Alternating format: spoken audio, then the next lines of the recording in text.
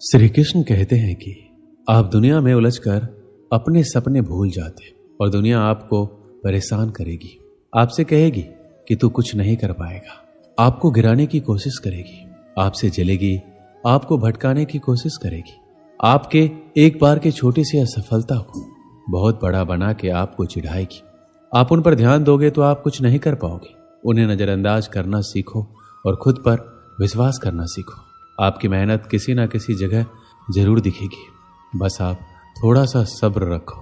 आप खुद पर विश्वास रखोगे तो आप खुद उम्मीदों पर तो खड़े उतरोगे ही, बल्कि आप उनसे भी बेहतर कर दिखाओगे। और अभी तक आपके जीवन में दुनिया का प्रेशर नहीं आया है तो आप अभी सफलता के रास्ते पर हो ही नहीं। आपके सामने जीवन में एक ना एक बार वो दिन अवश्य आएगा जब सारी दुनिया आपके खिलाफ हो जाएगी। आप तो बस अकेले में ही अपनी जिंदगी और मेहनत की जंग लड़ते रहना। इस दौर में बहुत ही कम लोग कुछ सीख पाते हैं।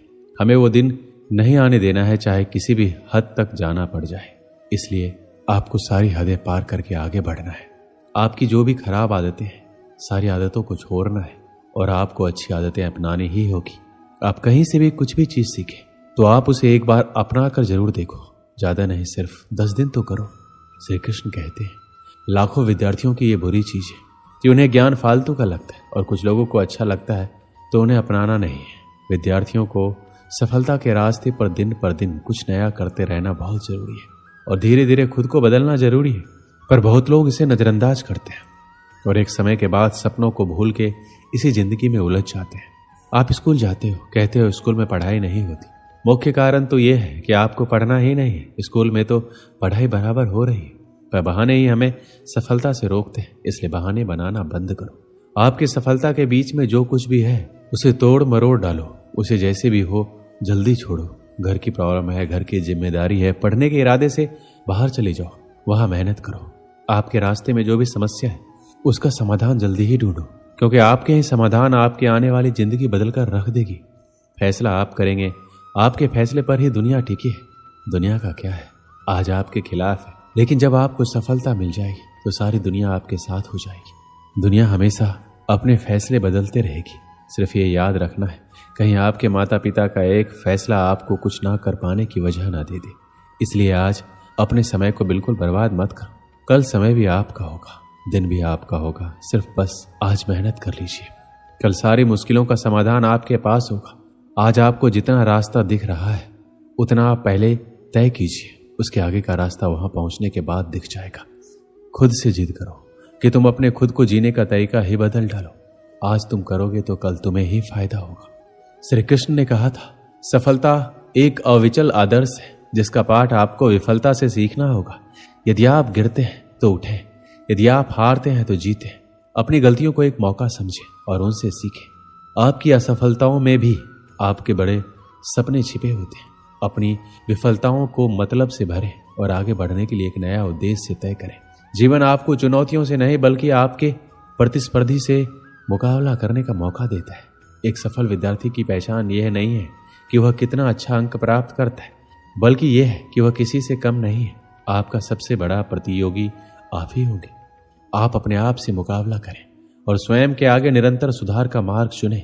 आपकी सफलता का एक और महत्वपूर्ण अंग आत्मविश्वास है। आपको खुद में विश्वास होना चाहिए कि आप किसी भी लक्ष्य को प्राप्त कर सकते हैं। स्वयं को कमजोर मत समझें, बल्कि अपनी शक्ति को पहचानें और उसे बढ़ावा दें। जब आप अपने अंदर के संचारी शक्ति को पकड़ेंगे तो कोई भी लक्ष्य आपके लिए असंभव नहीं होगा। साथ ही आपको अपने सपनों को बनाए रखने के लिए सचेत रहना होगा। आपके लक्ष्य बड़े हो सकते हैं, लेकिन उन्हें प्राप्त करने के लिए मेहनत, समर्पण और अध्ययन की आवश्यकता है। आपको अपने लक्ष्यों के लिए संघर्ष करने के लिए तत्परता और सही दिशा में प्रयास करना होगा। याद रखें, अगर आपकी मेहनत और समर्पण सही है तो आपके सपने सच होने से कोई रोक नहीं सकते। आप सचमुच महान हो सकते हैं। आपको सिर्फ अपनी क्षमताओं को पहचानने की आवश्यकता है और समर्पण के साथ काम करने की इच्छा है। जीवन के सभी मोड़ों पर अपना सामरिक मनोबल बनाए रखें और अपार सफलता की ओर बढ़ें। आप सभी के भीतर एक अद्वितीय संभावनाओं का समुद्र है। आपकी खुदरा प्रतिभा अद्भुत कला और निरंतरता से भरी योग्यता का परिचय कराती है। आप विचार कर सकते हैं, सपने देख सकते हैं, इनको हकीकत में बदलने का साहस रखते हैं। जब आप खुद को परिभाषित करते हैं तो सारी दुनिया आपके पास से गुजरती है। आपकी सोच, आपके विचार और आपकी भावनाएं आपकी शक्ति बनती है। आपकी सोच आपके कर्मों को प्रेरित करती है और कर्म से ही सफलता आती है। इसलिए हमेशा सकारात्मक सोच और उच्च मानसिकता बनाए रखें। जीवन में कठिनाइयां आएगी, समस्या आएगी, लेकिन आपकी मनोबल शक्ति आपको अपने लक्ष्य की ओर आगे बढ़ने में मदद करेगी। यदि आप ताकतवर और अटल बने रहेंगे तो कोई भी चुनौती असंभव नहीं होगी। विफलता केवल एक मंच पर धकेलने का अर्थ नहीं है, बल्कि आपको विजयी बनाने के लिए आगे बढ़ाने का एक और अवसर है। इसलिए अपनी ताकत को पहचानें, अपने दोषों को स्वीकार करें और फिर से खड़े होने का प्रयास करें। जिंदगी में सब कुछ हासिल करने की इच्छा किसको नहीं होती है? आगे रहने की इच्छा किसको नहीं होती? पैसा कमाने की इच्छा किसको नहीं होती? अगर आज मैं 100 लोगों से कहूं कि कल आपको 4 बजे उठना है, अगर आप 100 लोग राजी भी हो जाए, परंतु यह है कि उनमें से सिर्फ 80 लोग ही उठेंगे, दूसरे दिन क्या होगा? उससे भी कम लोग उठेंगे, तीसरे दिन उससे भी कम, चौथे दिन उससे भी कम, पर जो आखिरी दिन उठेगा वही व्यक्ति अपने जीवन में चुने हुए लक्ष्य को पाकर रहेगा। यदि आपको दुनिया के 1% लोगों में आना है तो आपको उस माइंडसेट से निकलना होगा जिसमें आपके अगल बगल के 99% लोग फंसे हुए हैं। जिस व्यक्ति ने ठान लिया है इस काम को करना है तो करना है, चाहे हासिल कर पाऊं या ना कर पाऊं, लेकिन जिस काम में मैं इतने दिनों से लगा हूं, जो टारगेट लेकर मैं बैठा, उस टारगेट के इरादे को घुटने टेकने नहीं दूंगा। और जिनके इरादे घुटने नहीं टेकते वही लोग अपनी जिंदगी में सफलता हासिल कर पाते हैं। तो उठिए और अपना एक मजबूत इरादा बनाइए और अपनी जिंदगी को अपनी सफलता की ओर बढ़ाइए। एक गांव में एक आलसी आदमी रहता था। वह कुछ काम धाम नहीं करता था, बस दिन भर निठल्ला बैठकर सोचता रहता था किसी तरह कुछ खाने को मिल जाए। एक दिन वह यूं ही घूमते घूमते आम के बाग में पहुंच गया। वहां रसीले आमों से लदे कई पेड़ थे। रसीले आम देखकर उसके मुंह में पानी आ गया और आम तोड़ने एक पेड़ पर चढ़ गया। लेकिन जैसे ही वह पेड़ पर चढ़ा, बाग का मालिक वहां पहुंचा। बाग के मालिक को देखकर आलसी आदमी डर गया और जैसे तैसे पेड़ से उतरकर वहां से भाग खड़ा हुआ। भागते भागते वह गांव के बाहर स्थित जंगल में जा पहुंचा। वह बुरी तरह से थक गया था, इसलिए एक पेड़ के नीचे बैठकर सुस्ताने लगा। तभी उसकी नजर एक लोमड़ी पर पड़ी। उस लोमड़ी की एक टांग टूटी हुई थी, वह लंगड़ाकर चल रही थी।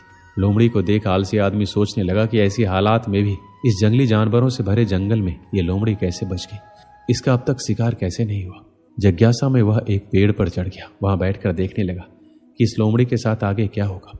कुछ ही पल बीते थे, पूरा जंगल शेर की दहाड़ से गूंज उठा, जिसे सुनकर सारे जानवर इधर उधर भागने लगे। लेकिन लोमड़ी अपनी टूटी टांग के साथ भाग नहीं सकती थी, वह वहीं खड़ी रही। शेर लोमड़ी के पास आने लगा। आलसी आदमी ने सोचा कि अब शेर लोमड़ी को मार कर खा जाएगा, लेकिन आगे जो हुआ वो कुछ अजीब था। शेर लोमड़ी के पास पहुंचकर खड़ा हो गया। उसके मुंह में मांस का एक टुकड़ा था, जिसे उसने लोमड़ी के सामने गिरा दिया। लोमड़ी बड़े आसानी से मांस के उस टुकड़े को खाने लगी। थोड़ी देर बाद शेर वहां से चला गया। यह घटना देखकर आलसी आदमी सोचने लगा, भगवान सच में सर्वे सर्वा है। उसने धरती के समस्त प्राणियों के लिए, चाहे वो जानवर हो या इंसान, खाने पीने का प्रबंध कर रखा है। वो अपने घर लौट आया। घर आकर 2-3 दिन तक बिस्तर पर लेटकर प्रतीक्षा करने लगा। जैसे भगवान ने शेर के द्वारा लोमड़ी के लिए भोजन भिजवाया था, वैसे ही उसके लिए भी कोई ना कोई खाने पीने का सामान ले आएगा। लेकिन ऐसा कुछ नहीं हुआ। भूख से उसकी हालात खराब होने लगी। आखिरकार उसे घर से बाहर निकलना ही पड़ा। घर के बाहर उसे एक पेड़ के नीचे बैठे हुए बाबा दिखाई पड़े। वह उनके पास गया और जंगल का सारा वृतांत सुनाते हुए बोला, बाबा जी, भगवान मेरे साथ ऐसा क्यों कर रहे हैं? उनके पास जानवरों के लिए भोजन का प्रबंध है, लेकिन इंसानों के लिए नहीं। बाबा जी ने उत्तर दिया, बेटा ऐसी बात नहीं है। भगवान के पास सारे प्रबंध हैं, दूसरों के लिए भी, तुम्हारे लिए भी। लेकिन बात यह है कि वो तुम्हें लोमड़ी नहीं शेर बनाना चाहते। दोस्तों, इस कहानी से क्या सीख मिलती है? हम सबके भीतर क्षमताओं का असीम भंडार है, बस अपनी अज्ञानता वश हम उन्हें पहचान नहीं पाते और स्वयं को कामचोर समझकर दूसरों की सहायता का प्रतीक्षा करते हैं। स्वयं की क्षमता पहचानिए, दूसरों की सहायता का प्रतीक्षा मत कीजिए। इतने सक्षम बनिए कि आप दूसरों की सहायता कर सकें। दोस्तों, इस वीडियो में बस इतना ही। मिलते हैं अगली वीडियो में। अपना ख्याल रखिएगा। जय श्री कृष्ण।